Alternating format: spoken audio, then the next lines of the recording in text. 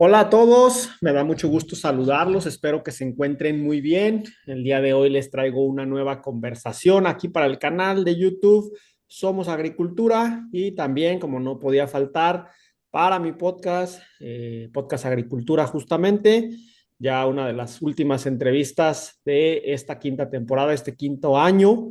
Y el día de hoy, en esta ocasión, me acompaña mi papá, el profesor Aurelio Bastida, que es quien ha participado más aquí en el podcast desde el inicio del mismo. Hola, papá. Buenos días, ¿cómo estás? ¿Cómo te encuentras? Hola, buenas tardes. Bien, todo por acá. Qué bueno, Ya empezó excelente. el frío. Ah, no, pues abrígate porque por ahí en Texcoco, en Chapingo, en invierno sí que hace bastante frío. Recuerdo mis años de estudiante por ahí. Así es.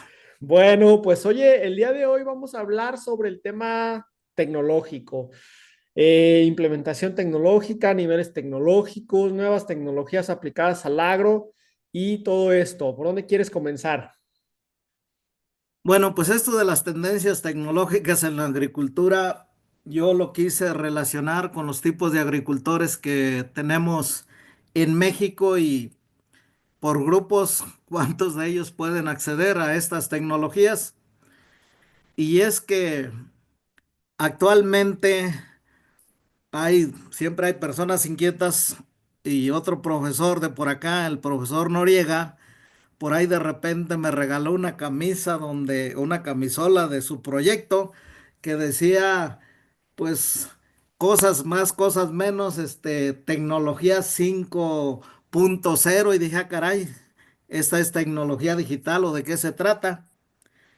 Y ya me metí a ver un poquito de esto porque, pues, yo estaba acostumbrado a manejar que la tecnología de instrumentos manuales, la de tracción animal, la de mecanización y esas cosas, pero pues siempre estas novedades son interesantes y entonces encontré que la clasificación era de la agricultura tipo uno con estas tecnologías a la tipo 5 Ok, y partían de la tracción animal. Pero aquí en México tenemos muchos sistemas de producción y lugares donde todavía no se utiliza la tecnología de tracción animal, sino que las cosas se hacen con instrumentos manuales. Ejemplo de ello, los productores cafetaleros pequeños en muchas partes montañosas que por lo accidentado del terreno, lo que más utilizan son instrumentos manuales. ok. Y ese fue el origen para entrarle a estas cosas. O sea, ese fue el punto que detonó tu consecuente estudio de los niveles tecnológicos en la agricultura en México, entiendo, ¿verdad? Así es. Ok, excelente. Entonces, pues estamos hablando desde el nivel más básico, que es utilizar las herramientas manuales, o sea, ya ni siquiera animales de tiro, hasta el nivel más alto, que me imagino que ya es el tema de automatización, la ciencia de datos, e incluso ya por ahí el tema de la inteligencia artificial, pero pues entre uno y otro extremo me imagino que hay mucho que comentar, así que empiézale. Bueno, en cuanto a la agricultura, pues tenemos un gran grupo que es la agricultura familiar, aquella que está destinada principalmente a cultivos básicos para la alimentación inmediata de las familias campesinas y de acuerdo a los datos, pues anda alrededor del 70% de los productores. De alrededor de 5 millones de productores, el 70%, un poquito más de 2 millones, perdón, de 3 millones, por ahí así más o menos, estarían en este tipo de agricultura. Luego la agricultura empresarial o moderna que anda pues alrededor de el 20%. Aquí tenemos los empresarios pequeños, medianos y grandes y entre todos pues andan completando por ahí 1 millón de productores.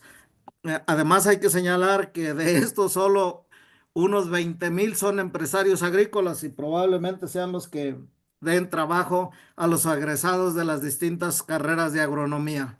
Y entre medio, pues se va a encontrar una agricultura transicional entre el sector empresarial y la agricultura familiar, y así le llaman, eh, agricultura transicional. La principal característica de la empresarial es que se produce para el mercado. Entonces la transicional pues es entre aquella que produce para alimentar a la familia y la que produce para vender para los mercados, sobre todo los mercados locales. Ok.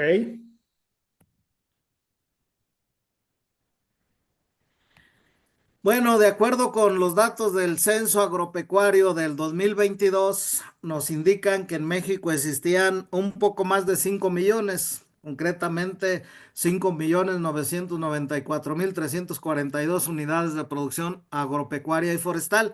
Y por cierto, un paréntesis, es la primera vez que en este tipo de unidades veo lo de forestal. O sea, antes en los análisis nada más aparecía que agropecuario.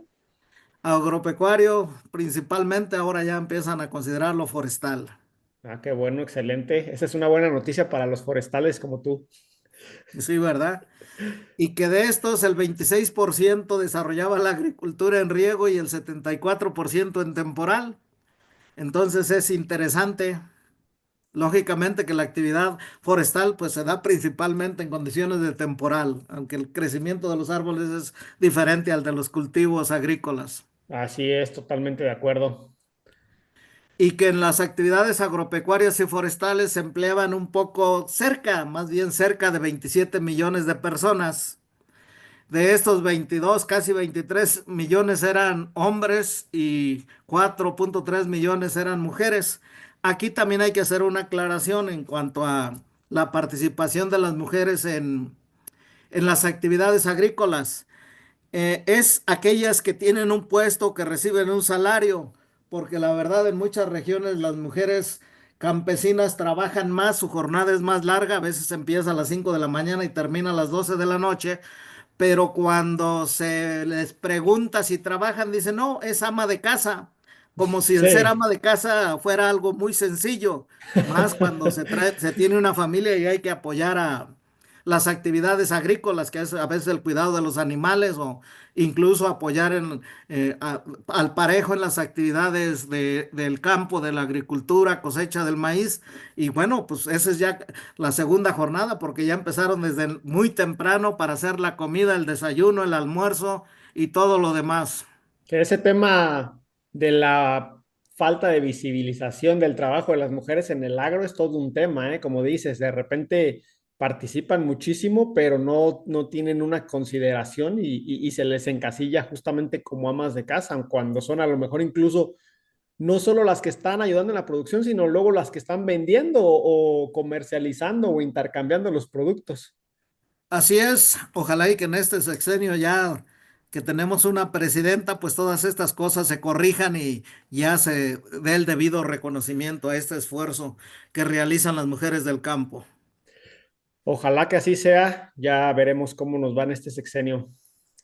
Bueno, y otra de las cosas que me llamó es que el 73% de los productores tienen más de 45 años y los que están en el rango de 65 o más años representaban pues el 27%.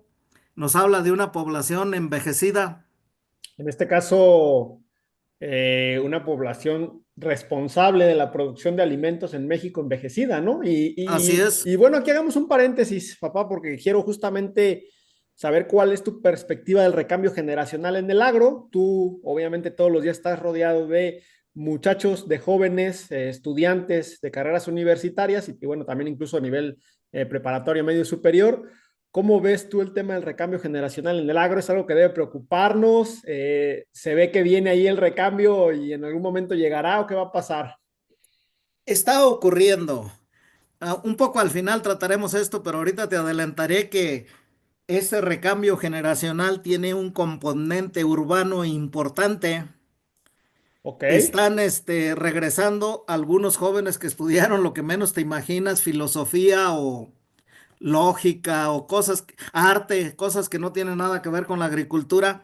Están regresando al campo, algunos con los familiares, y muchas veces es con el abuelo, y al que el abuelo le dejó la tierra anda en Estados Unidos. Entonces, hace mucho tiempo yo vi a esta situación de que de repente uno encuentra aquí entre los estudiantes que aquellos que vienen del campo son los que menos tienen la actitud de querer regresar al mismo. Claro que los entiendo porque pues las privaciones y carencias que pasaron en sus lugares de origen a lo mejor no es incentivo para que regresen, sienten que van a regresar a lo mismo y quieren quedarse. En las ciudades hay un componente muy fuerte cultural que para aquellos jóvenes que salen del campo a estudiar, la gente, sus paisanos o familiares los consideran que son exitosos si están atrás de un escritorio allí de funcionarios. Alguien que regresa a decirles vamos a mejorar la siembra de maíz o lo demás, pues lo ven como un fracasado. Dicen, pues ¿qué no te fuiste a estudiar? Entonces hay esa situación. Entonces, los nietos de los que se vinieron a las ciudades y que ahora pues tienen ya una preparación y además pues un poco la cultura urbana de, ay, qué bonitos son los árboles, los pajaritos y lo demás, como que es una idea romántica, pero están más dispuestos a entrarle a lo que implica el cambio generacional y la modernización de los sistemas de producción agrícola que los mismos que vienen del campo, sobre todo de condiciones atrasadas donde no se alcanza a ver, a pesar de que los llevamos a los lugares, no se alcanza a ver la perspectiva de una agricultura moderna, de una agricultura diferente a pequeña escala. De hecho, tú en alguna ocasión, en varias ocasiones, de hecho, me has comentado, ¿no? Que gente que llega a Chapingo a estudiar de regiones, digamos, rurales, aisladas o en cierto nivel de pobreza, que para ellos ya el llegar a tener donde dormir de forma segura y sus tres comidas al día ya es una ganancia muy grande en su vida, ¿no? Y que de repente pues ahí entran en una zona de comodidad, De confort. mientras que la gente, los hijos de pues gente que está en las urbes, en las ciudades, pues eso ya lo dan por hecho y al llegar a Chapingo tienen mejores resultados porque se enfocan en otras cosas, ¿no? Más importantes. Sí, esa parte tiene que ver también con el grado de preparación de los padres para los que vienen de una cultura urbana, que no necesariamente vivan en el campo, pero que pues en su ambiente ya había al menos el ejemplo de leer un libro o cosas por el estilo. Muchos de ellos son hijos de profesionistas, incluidos agrónomos aquí. A lo mejor sus padres fueron los primeros que de su familia llegaron a obtener un grado, un título o una carrera. Para ellos eso ya no es meta, o sea que ya desde sus padres los lograron. En cambio, los que vienen del campo, que muchas veces su familia no terminaron, sus padres no terminaron en la primaria, pues ya no es un reto, porque ya al llegar a la preparatoria y estar aquí, como decías, con la seguridad, con el confort, pues ya no hay que, para allá, para más adelante, dicen, con terminar, yo ya soy exitoso porque voy a regresar a mi pueblo, si es que están pensando en regresar con una carrera, donde Sí. cuando viene de una familia que ni siquiera la primaria habían terminado los padres. Sí, sí, sí, totalmente de acuerdo. Bueno, cerremos este paréntesis, sigamos con el tema de la tecnología. Entonces, este es el ambiente en el que podríamos decir que se van a aplicar esas tecnologías y que hablando más o menos a grandes rasgos de 5 a 5 millones y medio de productores, aunque por ahí un maestro me hacía la aclaración de que parece ser que son todavía menos, que ya como medio millón desaparecieron en los últimos datos, posiblemente sea resultado de la pandemia o de la venta de algunos terrenos pequeños, no he visto esa parte. Entonces, con los datos del 22, pues se habla de alrededor de 5 a 5,5 millones de productores, de tal manera que las tecnologías, pues tendríamos que ver cómo se encuentran estos productores. Ahora bien, ¿qué tanto ha mejorado? Una de las formas de ver qué tanto ha mejorado el asunto desde el punto de vista tecnológico, pues son los resultados. Hace 50 años, con los datos de 1970, el estudio que hizo la CEPAL era que el 86% correspondía al grupo de campesinos y dentro de estos, de los de agricultura familiar, los dividían infrasubsistencia, subsistencia, además de otros dos conceptos, y solo estos dos, aquellos que ni siquiera sacaban lo suficiente para alimentarse, los que a duras penas tenían la subsistencia de sus cultivos o de sus tierras, era el 72%. Mientras que los productores tradicionales andaban en el 11,6%, y oh sorpresa, hace 50 años teníamos solo el 1,8% de empresarios, de los cuales el 1,1% eran pequeños, medianos el punto 4 y el punto 3 eran grandes. Quiere decir que si se hacía una entrevista y se entrevistaban a 100 productores o agricultores, pues resultaba un empresario pequeño. Si se hacía la entrevista con 200, entonces había probabilidades de encontrar uno mediano. Y si se entrevistaba a 300, pues las probabilidades de encontrar uno grande eran ya entre esos 300 que cayera uno grande. Es increíble esta situación, pero eso es hace 50 años. La cuestión está en cómo se presenta en la actualidad, aunque los términos y lo demás cambian, pero haciendo una extrapolación, en la actualidad tendríamos los campesinos esos que producen para el autoconsumo en el 73% de todos los productores, los transicionales en el 8,3% bajó del 11 al 8,3.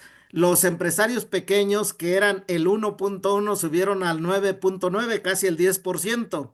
Medianos del punto 4 al 8,4. Pero la sorpresa es que los empresarios grandes siguen conservando el 0,3% que tenían hace 50 años. Entonces, propiamente, ¿quiénes han crecido? Pues los empresarios pequeños y medianos. Entonces, esto nos lleva a ver que, pues en el caso de los empresarios grandes, los que exportan y lo demás, pues no ha variado mucho, no han llegado más de estos grandes. Hay los criterios para considerar el tamaño de grande, mediano y pequeño, pero pues ahorita no nos detenemos en eso, sino que así está el asunto. Esta información que nos estás compartiendo, ¿cuál es la fuente? La primera es el estudio de la CEPAL de 1930, con los datos de 1970, del censo de 1970, que se publicó en 1981, por ahí así. Y los siguientes son los datos hace también ya pues, casi 15 años, del 2010, que fueron publicados por la Zagarpa y la FAO en el 2014. Ok. Entonces, así estaba. Ajá, va. En el caso de la transición, desde tu punto de vista como investigador, ¿qué implica una transición entre un nivel a otro? O sea, ¿en qué momento? Porque a lo mejor el tema de los escaños queda claro, el tema de los agricultores de subsistencia es fácilmente comprensible. Curiosamente, siempre me ha llamado la atención que sean tantos y que sean y prácticamente invisibles para el resto de la sociedad, ¿no? Porque incluso nosotros dentro del agro muchas veces lo que visibilizamos son los agroempresarios, ¿no? Los pequeños, los medianos, los grandes, pero los que ya están en ese nivel. Pero en el tema de las transiciones no me queda claro, pues de repente, o sea, ¿qué está haciendo alguien ya para hacer una transición o en qué momento pasa alguien hacia arriba o en qué momento pasa alguien hacia abajo? Es el enfoque de la finalidad de la producción. O sea, cuando hablamos de agricultura familiar, tienen como objetivo central producir para alimentar a la familia. Cuando hablamos de empresarios, son aquellos que ya no están pensando para producir en la familia, sino para el mercado, para vender. Incluso los grandes y de los medianos, hay un sector que pues ellos le apuntan a tener productos para enviar al mercado internacional, donde ya se paguen dólares. Esa es esa es la finalidad. Y entonces aquellos que andan allí, digamos, por sus condiciones económicas, entre estos dos niveles es a los que se considera productores transicionales, que lógicamente lo más seguro es que vayan hacia arriba pensando en producir ya no nada más para alimentar a la familia, sino para vender. Ok. Decías tú que a lo mejor podríamos estar hablando de menos agroempresarios por el tema de la pandemia, por el tema a lo mejor incluso de los retos, ¿qué te puedo decir? De los últimos años del cambio con el dólar, la paridad peso-dólar que estaba baja.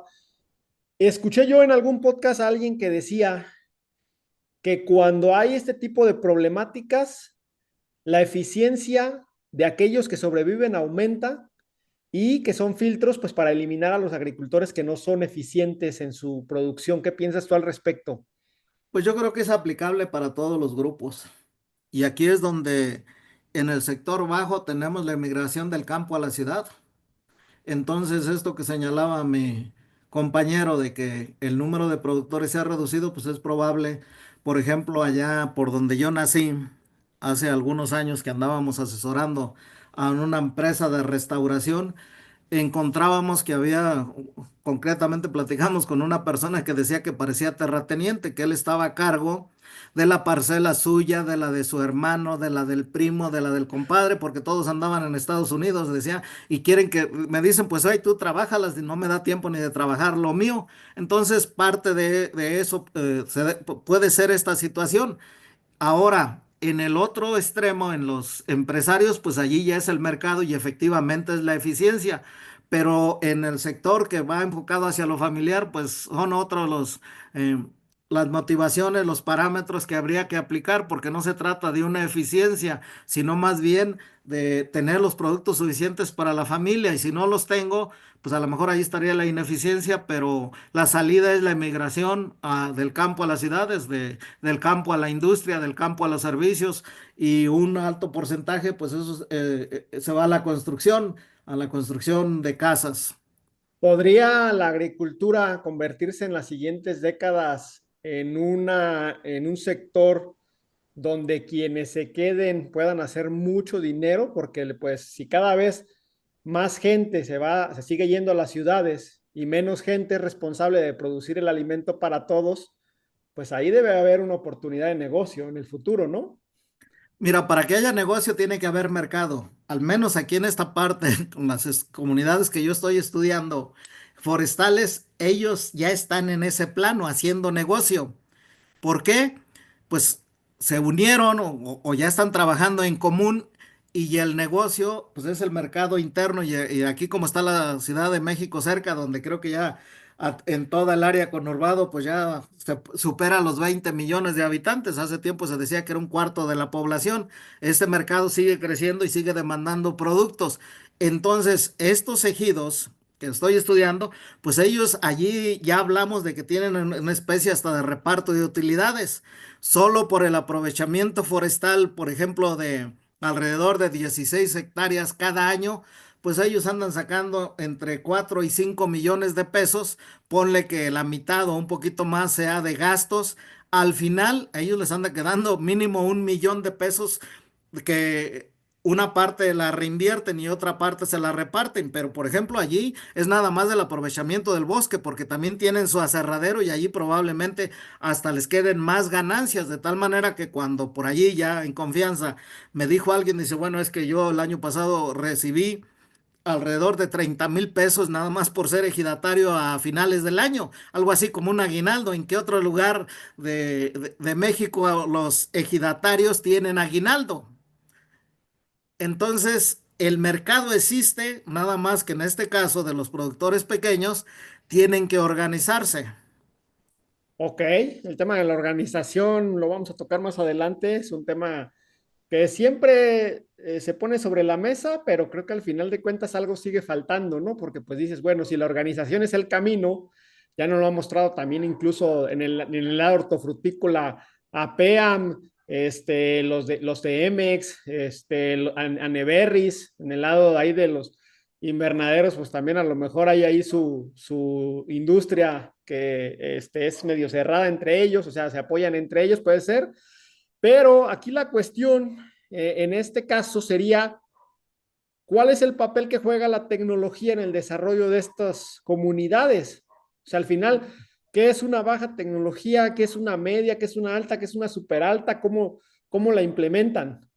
Bueno, en esa parte que señalas de la organización, en realidad quienes están organizados son los empresarios. Yo conozco un poquito más de cerca la organización de los que exportan hortalizas por lo de los invernaderos. Ellos se han organizado para resolver una serie de problemas, porque el que crea que arriba los empresarios no tienen problemas, pues está equivocado. Y esa es Ok, una de las cosas que les señalo a mis estudiantes. Cuando ustedes salgan van a resolver problemas, porque si no van a resolver el problema a alguien, pues no los necesita. Pero regresando a lo que tú señalas, bueno, lo primero es que hay que ver hacia dónde apunta el desarrollo tecnológico en la agricultura, y que lógicamente pues es en la parte más avanzada. Tenemos desde los sistemas de información geográfica, la teledetección con satélites y nanosatélites, los sistemas de posicionamiento global, el uso de la robótica, la automatización, los drones, los sensores inteligentes para la toma de datos, donde precisamente los drones están jugando un papel importante. Se dice, y ya por ahí hay ejemplos de maquinaria autónoma, son aquellos tractores o vehículos que ya no necesitan de un conductor, de un chofer, sino que ya están manejados a través de programas de computación, programas incluso inteligentes. En eso tenemos pues también la tecnología móvil en celulares, tabletas y computadoras portátiles. Pero también entra la biotecnología y la ingeniería genética y algo que por ahí encontré que le llaman el Big Data biológico, que tiene que ver con todo esto del mejoramiento genético. La producción de incluso de productos agrícolas y de la ganadería in vitro a través del cultivo de células en laboratorios, pero también tenemos algunos otros elementos como la agricultura más natural, los insumos que tienen que ver con la agricultura orgánica y todo eso. La trazabilidad, que eso ya es más en la cuestión de la comercialización o de la cadena de suministros, el blockchain. La aplicación del Internet a la agricultura, el comercio agroalimentario en red, que es el e-commerce agroalimentario, la economía compartida, donde implica esto, lo encontré que en España ya es relativamente común en algunas regiones donde se compra una maquinaria por parte de alguien que tuvo la posibilidad de ello, pero está sobrada para sus predios, entonces mediante una plataforma la renta en una temporada y así los que no tienen maquinaria pues tienen la posibilidad de trabajar sus tierras hasta las granjas verticales y los cultivos de interior, como los que estuvo trabajando tu hermana. Y bueno, pues allí ya estamos entrando en el terreno de la inteligencia artificial en la agricultura. Esto es lo que tenemos, digamos, como partes de avanzada. Ok. Ahora, esto lo podemos ampliar con, con la tecnología de la que conozco un poquillo más, de que es la agricultura de protegida, los invernaderos de alta tecnología, los cultivos hidropónicos, y incluso para los sectores menos desarrollados económicamente, pues estarían las otras tecnologías, las del acolchado y todo eso de fertirriego. Pero también tenemos los cultivos de interior, que son los que últimamente están ganando terreno en algunos lugares todavía para especies de porte bajo, donde ya utilizan las lámparas de luz LED de tal manera que se prescinde de la energía solar para que las plantas realicen la fotosíntesis. Incluso el uso de rayos láser para el control o eliminación de algunas malezas, que es lo que ya por ahí se encuentra.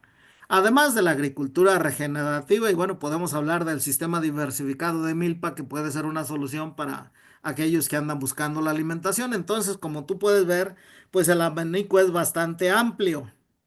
Así es, de hecho, muy, muy amplio. En el caso de dónde se encuentra México en estos momentos en tecnología agrícola, de repente podemos llegar a pensar en un Israel, Holanda, Japón, Corea del Sur, que nos van ganando en muchos aspectos, pero luego volteamos hacia Centro y Sudamérica. Por ejemplo, yo lo hago mucho para el tema de la comparación de agricultura protegida y te das cuenta, pues, de que aquí los invernaderos en México son ya algo que forma parte del paisaje, pero en algunos países del sur del continente, pues apenas y se va empezando a desarrollar la industria de los invernaderos y de hecho están tomando pues como referencia a México. Claro, también por ejemplo Chile, Perú, Colombia están impulsando muchas startups con desarrollos que a lo mejor pues pudieran haber empezado, haber surgido en México, pero están empezando allá quizá por una mayor necesidad. ¿Dónde se encuentra México en comparación con el resto del mundo? ¿Qué nos falta? Mira, eso es algo que en mi época le llamábamos el desarrollo desigual y combinado.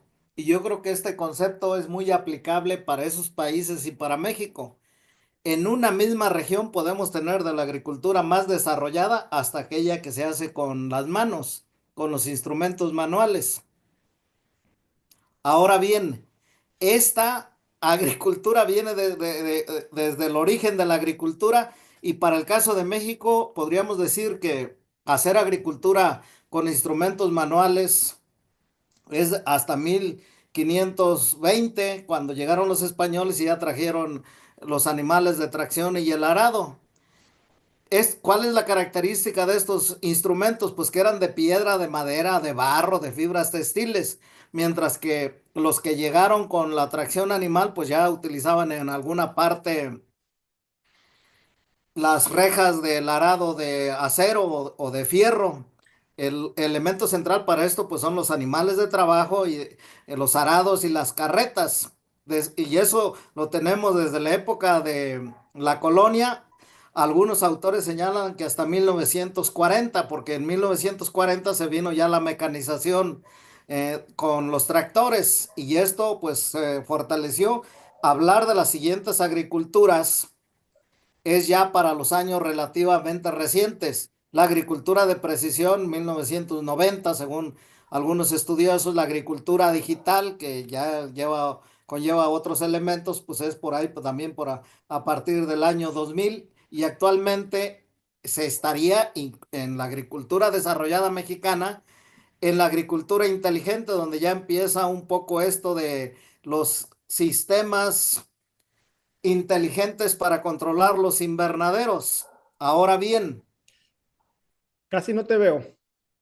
bien, la de los instrumentos manuales sería la agricultura 0.5. La de los instrumentos de tracción animal sería la agricultura 1, la agricultura 2 sería la agricultura mecanizada, la 3 es aquella de la de precisión, la 4 es la agricultura digital o conectada y luego la inteligente pues sería la agricultura 5.0 que fue un poquito lo que por ahí me apantallaba a mí. Es que muchas veces cuando hacemos referencia a este desarrollo tecnológico en función de la computación, pues no nos dice mucho, pero no nos dice nada. Entonces todo esto lo tenemos en México, quiérase que no. Sí, sin duda, exactamente. Entonces, los que van en la 6.0 y en la 7.0 están exagerando.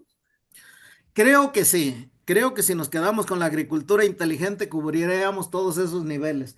Es una exageración el andar poniendo, y además lleva poquito tiempo de desarrollo de eso, necesita consolidarse. El andar poniendo cosas como para apantallar al prójimo, pero en realidad estamos presentando algo, digamos, novedoso, pues no, lo que estamos haciendo es algo que todavía no se ha consolidado y que lo podemos meter en la agricultura inteligente pues agregarle dos o tres elementos más y decir que ya vamos muy arriba. ¿Por qué en la agricultura la adopción tecnológica a veces se detiene? Y quiero poner aquí el ejemplo de los invernaderos.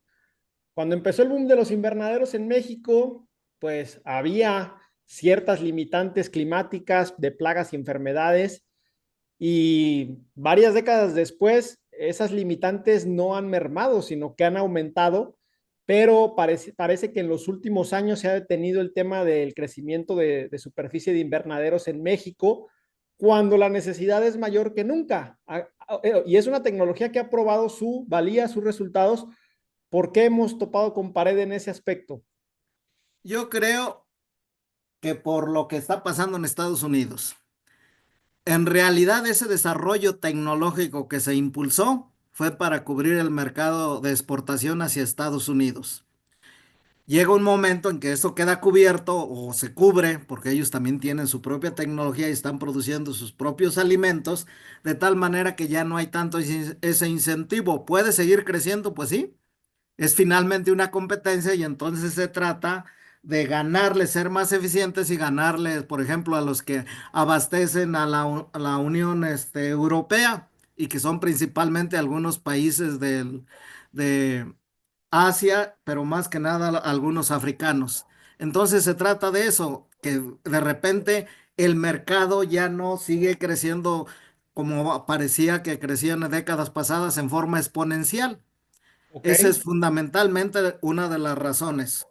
Ok, y en el tema de tus experiencias con comunidades rurales, con ejidos, con, con este tipo de gente organizada, te quiero preguntar la cuestión de cómo venderles una solución, porque de repente yo veo gente que trae muy buenas soluciones, sean productos o servicios, pero no logran convencer a los agricultores. Y tú dices, oye, este agricultor necesita esto para mejorar, pero por nada del mundo lo compra.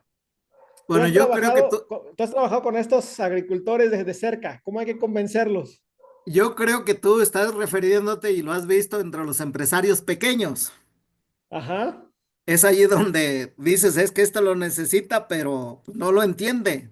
sí, Bueno, te diré que eso todavía es más interesante con los que no son empresarios, sino con los otros que están pensando en producir para alimentar a la familia. ajá, Y allí es donde podríamos decir el otro aspecto. Tú te referías a aquello de soluciones tecnológicas, pero yo quiero señalarte que los programas que se implementan no pegan allí entre este grupo de gentes porque no están cubriendo sus necesidades inmediatas.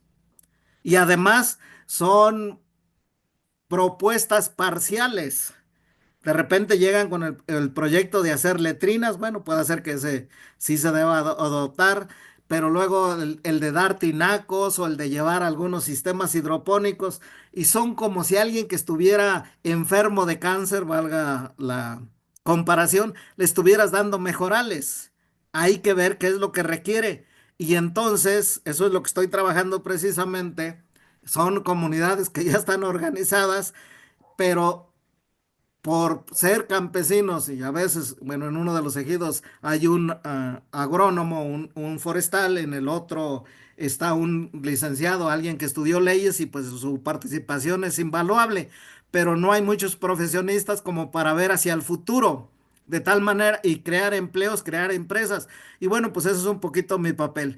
De tal manera que en esta situación los entes exteriores, los representantes del gobierno, los investigadores y lo demás, pues deben hacer propuestas, pero quien debe tener el poder de decisión de qué quieren y qué adoptan son los empresarios, perdón, son los campesinos, son los productores. Yo creo que lo mismo es válido para el caso de los empresarios pequeños. Se tiene que hacer estudio y decir, bueno, así te encuentras, así estás analizado, esto es lo que requieres. ¿Por dónde consideras que te puedes ir? Porque a veces son trabas tecnológicas de decir, pues es que yo no entiendo eso, yo no manejo la computadora y tú me estás poniendo que la solución del riego implica que yo me ponga a manejar una computadora, cosa que no sé. Pero bueno, allí se trata de, además de decirles, como decíamos en nuestro tiempo, de decirles la solución, hay que darles el trapito, decir, no, y aquí se trata de que alguien, que puede ser tu hijo que está estudiando comercio, que está estudiando otra cosa, él sí es un poco experto en esto y entonces sería quien debería ayudarte. O sea, tenemos que dar el paquete completo incluso, y en eso tenemos que pensar cuántos empleos más voy a generar. Y lógicamente que para que se genere ese empleo, pues debe aumentar la producción para poderle pagar eso y para que para el técnico que va a hacer eso y para que el productor tenga incentivo en seguir haciendo las cosas. si nos centramos solamente en el tema de la producción comercial, o sea, un agricultor al que le llegan constantemente asesores de diversas empresas para venderle algo, podríamos estar hablando de que casi en su totalidad todos sus asesores venden soluciones incompletas, ¿no? Porque solamente venden una cuestión, un producto, un servicio de todo lo que necesitan. Hemos visto en los últimos años, papá, el tema de, pues a lo mejor asesoría mega integrada o te doy acá la solución para todo, pero no vemos que funcionen esas cuestiones que a lo mejor deberían de funcionar para que no tenga un agricultor que estar agarrando los pedacitos, ¿no? Así es, y ahí entra una cuestión de ética. Por ejemplo, en determinados organismos, hablemos de los insectos, que su reproducción es demasiado rápida, que en un año pasan varias generaciones, pues tú sabes o sabemos que se va creando una especie de resistencia a los productos. Entonces, ahí es donde entra la falta de ética, porque bueno, si yo soy el representante de tal agroquímica, pues yo quiero vender los productos de esa agroquímica, que es la que me está pagando o a lo mejor me está dando un pago por cada unidad que vendo. Sí. Y sé que necesito cambiar de producto para que no se cree tanto o para eliminar un poco esa resistencia natural biológica que se va dando en los insectos. Ahora tendría que utilizar un producto de mi competencia y allí es donde ya no quiero entrarle. Y siempre ando recomendando más dosis, pero de mi producto. Allí es donde creo que hay que tener ética y efectivamente. A lo mejor a ellos no les corresponde hacer este estudio integral, pero sí debiera ser algo que a través de la organización se puede hacer porque finalmente los problemas que tiene un productor individual van a ser similares a los que tengan sus iguales. Eso debería ser parte del apoyo que se dé a través de los municipios, a través de los gobiernos, para tratar a lo igual por igual y a lo diferente de forma diferente. Ok, nada sencillo el asunto. Si Volviendo las al cosas fueran sencillos, ya no habría necesidad de estudiar y formar carreras y lo demás. Bueno, es como dices tú, o sea, al final uno tiene que salir a resolver problemas que, paréntesis, curiosamente te enseñan tantas cosas en la escuela, pero en la universidad, especialmente cuando yo estuve en Chapingo, pero nadie nunca me dijo eso. Oye, tú lo principal que tienes que aprender a hacer es resolver problemas, ¿no? Pues yo en ese entonces todavía ni manejaba ese concepto de resolver problemas, fue hasta que me ligué más con el exterior. Cuando Y te viste lo que se aseguro que hay profesores ocupaba. que todavía no han alcanzado a ver esa perspectiva. Sí, porque al final no importa qué tanto sepa alguien, cuál es el currículum, la referencia, las experiencias. O sea, al final tú llegas con un agricultor a su parcela y lo que quiere es una respuesta para un problema, una solución para un problema. Pero bueno, eso ahí nada más quería mencionarlo. Cerramos el paréntesis. Volvamos al tema de la organización.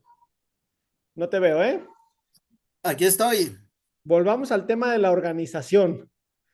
Si sabemos que la organización es la clave para mucha mejora en el agro, ¿por qué no logramos organizarnos más? Alguien me preguntaba, una persona de marketing de una empresa muy grande, que ella está radicada en Florida, en Estados Unidos, me decía que le sorprendía, bueno, ella es originaria de México, se fue a trabajar para allá y me decía que le sorprendía la cantidad de boards o de grupos agrícolas en Estados Unidos. Cada cultivo tiene su junta, cada región tiene su junta para diferentes cultivos.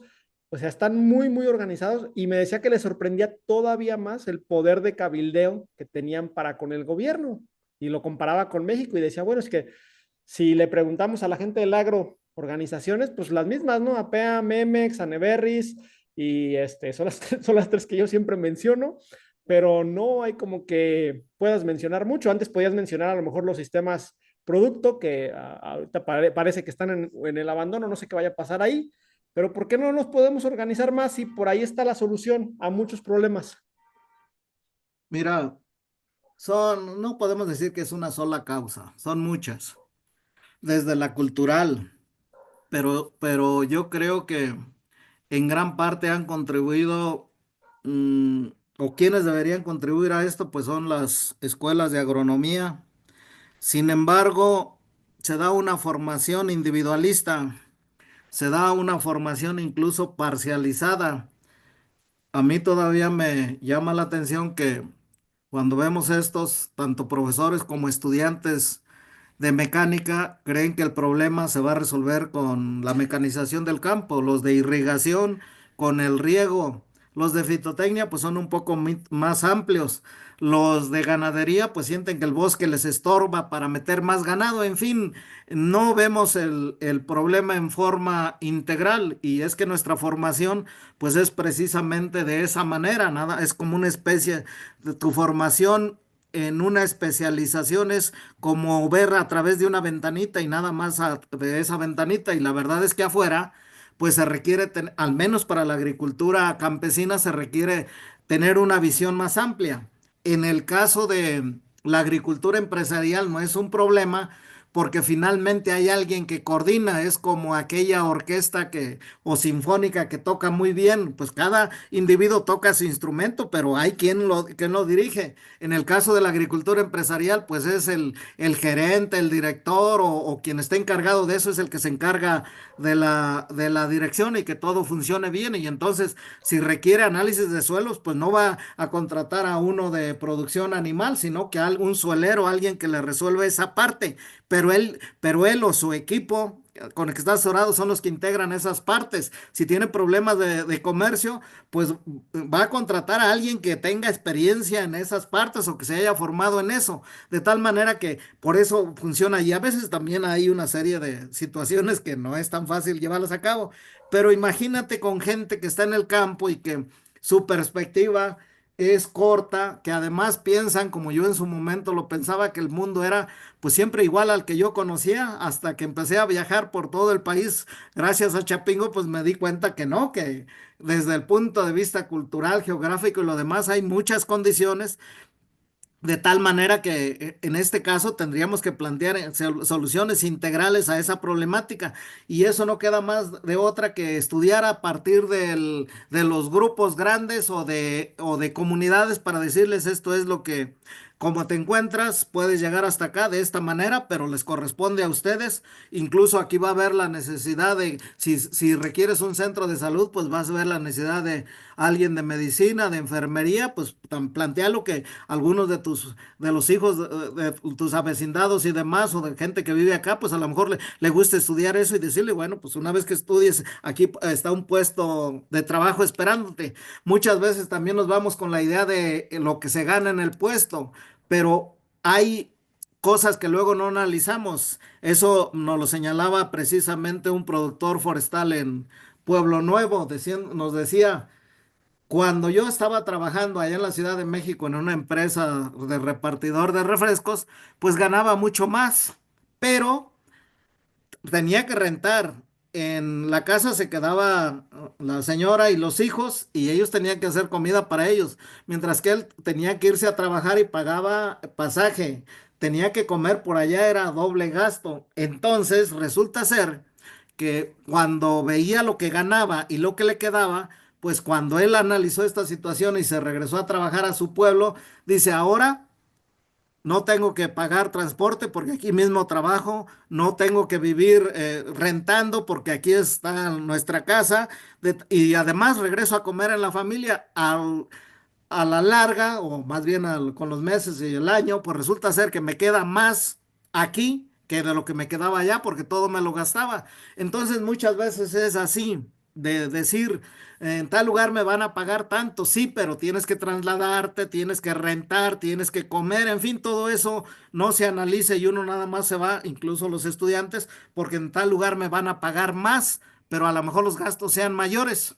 Claro, interesante ese punto. La verdad es que yo creo que mucha gente no considera eso. Al final dicen que la riqueza se genera con lo que te queda a final de mes. No se trata de que ganes mucho y gastes casi todo, sino de que a lo mejor ganes menos, pero gastes muy poco y te quede la mayoría. Para finalizar, ¿algún comentario final que quieras hacer para cerrar esta conversación? Pues mira, sobre esta cuestión de los niveles tecnológicos, ¿qué es lo que se requiere? Para la agricultura esta de 0,5 a 1, que es la de instrumentos manuales y tracción animal, pues que está en los sectores más bajos, que es la tecnología más baja. Aquí, pues mínimo tenemos el 50% de las unidades de producción, alrededor de 2,5 millones de unidades de producción o de productores. Estos se requieren organizar, o sea, definitivamente por el tamaño de predio, por las condiciones donde se encuentra, no puede pagar un extensionista o un asesor en forma individual, tiene que ser en forma colectiva. Y bueno, pues hay que organizarse en función de sus intereses, pero no es tan sencillo. Para el otro nivel, el de la agricultura mecanizada, pues o comercial, pues aquí es donde ya empieza a ver un poco la organización para comprar fertilizantes, para trabajar a veces que no les alcanza, pues entre varios se asocian y compran un tractor y bueno, ahí se ponen de acuerdo. Incluso por ahí algunos compañeros en Oaxaca ya encontraron que pequeñas unidades de producción que estarían en el nivel anterior de agricultura familiar, pues ya se habían asociado para comprar el tractor, ya tenían el dron para fumigar, en fin, algunas cosas así. De tal manera que hasta este nivel, hasta el tractor, también requieren organizarse, sobre todo cuando son predios pequeños. Y aquí pues nos vamos a otros 2 millones de productores, de tal manera que ya nos quedan muy poquito, nos queda como 1 millón que sería el que estaría en la agricultura empresarial. Y en el nivel más bajo, pues también es a través de la organización. Quienes ya están organizados, muchas veces, pues los medianos y los grandes. Y esos están organizados porque pues ellos ya compiten en el mundo y requieren apoyos del gobierno o requieren, incluso cuando empezaron los de los invernaderos, la ANPAC y lo demás, pues una de las cosas que ellos señalaban es que a través de la organización estaban capacitando a sus iguales o aquellos que venían un poquito más atrasados para que pudieran estar en el nivel de ellos. Y aquí encontramos que mediante el empaque de algunas empresas grandes, algunos pequeños tienen la posibilidad de exportar. Claro que la empresa grande también les está cobrando un porcentaje de esa exportación, pero ellos ya están cobrando en dólares, ya no en pesos. Ok. Y dentro de esto, pues te señalaba que los productores grandes no pasan de 20,000 unidades de producción. Aquí algo que quiero más adelante es vislumbrar si estos, mi apreciación muy al sentir, al sentimiento es que estos, siendo alrededor de unos 20,000, posiblemente empleen al 70, mínimo al 50% de los egresados de cada año de las carreras de agronomía. Pues un número bastante alto. ¿Qué se requiere para los otros niveles? No es nada sencillo. Se requiere formar, no hay agrónomos generales, entonces se requiere formar equipos a través del municipio de un fitotecnista, un zootecnista, a lo mejor a un veterinario, de un suelero, a lo mejor de uno de regación, otro de maquinaria y pala de contar, porque ya no quiero meter al de sociología para la organización y al de economía para las ventas, porque todavía no hay. Eso ni siquiera creo que las organizaciones grandes de productores pequeños lo tienen. A veces nada más es uno o dos agrónomos. A lo mejor se requiere formar a ese agrónomo general, pero ese agrónomo general pues es para el inicio. Después, cuando ya tengan el invernadero, tendrá que entrar el de fitotecnia o el de horticultura protegida. Entonces, habría que ver, o sea, no se trata de regresar y decir es que se requieren agrónomos generales, sí, sí se requieren, pero también se requieren los especialistas porque el a ir avanzando en la tecnología requiere especialistas. Y aquí una de las conclusiones importantes es cómo andamos en el promedio nacional en uso de tecnologías, andamos muy bajos. En el medio rural, solo el 38% utiliza algún tipo de tecnologías y en el norte del país esto casi se va al 90%. ¿Qué es lo que más se utiliza? Computadoras, ya para recibir alguna información o tener algún programa. El internet, el computador es en el 5.5, internet en el 7.8 y el instrumento que más se utiliza es el celular con el 88%. Quiere decir que pues allí ya están recibiendo alguna información. Entonces la tecnología celular es lo que más tenemos en México. Pero esto va de la mano con la preparación escolar. El 57% de los productores no han alcanzado el nivel de primaria y de allí se viene hacia abajo para los siguientes niveles. Entonces, el sector agroalimentario en general tiene una baja capacidad para adoptar las tecnologías y a eso le señalamos que muchas de estas tecnologías requieren energía eléctrica para que funcionen y pocas parcelas de los productores pequeños tienen ese suministro, pues a lo mejor habrá que buscar la solución con celdas solares porque llevar la energía a esos lugares pues es costoso. Entonces, la parte positiva o la parte optimista, pues es que los jóvenes no solo los que estudian agronomía, sino informática, programación, administración, mercadotecnia, electrónica, robótica, mecatrónica, pues ahí hay un sector importante en el que se pueden desarrollar en todos los niveles. O sea que habría que ir abriendo, digamos, señalando para los jóvenes esta posibilidad de que en el campo también se pueden desarrollar y a lo mejor sean estos los nietos de los que hace tiempo dejaron el campo. En la actualidad, según los datos, los jóvenes mexicanos en el agro apenas representan el 11%. Ok. Todo esto que mencionas es bien interesante porque a veces llegamos a pensar desde las empresas que simplemente tenemos que encontrar las palabras adecuadas o el mensaje adecuado para que nos compren lo maravilloso que vendemos, pero pues ya puntualizaste aquí, a veces es un tema que va más allá, que es el tema de infraestructura. Oye, pues si no hay electricidad, si no hay internet, pues aunque tengas la mejor solución del mercado en esto, pues ni cómo implementarla, ¿no? También pues está por ahí el tema de aprendizaje y educación. Oye, si traes la mejor solución, pero pues no la saben manejar un agricultor o varios, pues no te la van a comprar básicamente porque pues, no tienen cómo, ¿no? Aquí está como la importancia o aquí yace la importancia de educar sobre la solución que traemos, ¿no? Sí, eso yo lo he visto en muchos lugares. Normalmente cuando se compra algo y no se dan las instrucciones de cómo utilizarse apropiadamente, la idea que queda en el productor es que no sirve. Y yo creo que es al revés, a lo mejor el productor no estaba preparado para implementarla, pero ahí los estás vacunando por décadas. No, no, eso no sirve. Y eso lo recuerdo de cuando yo entré a Cachapingo, que le empecé a platicar a mi padre que había semillas híbridas o maíces mejorados que producían muchísimo y dice, no, eso no sirve aquí, eso no sirve aquí.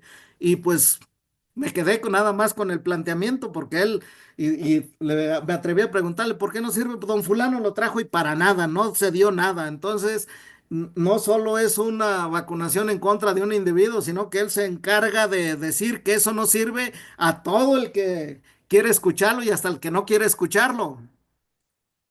Totalmente de acuerdo. Pues gracias por esta conversación, papá. Nos vemos en la próxima.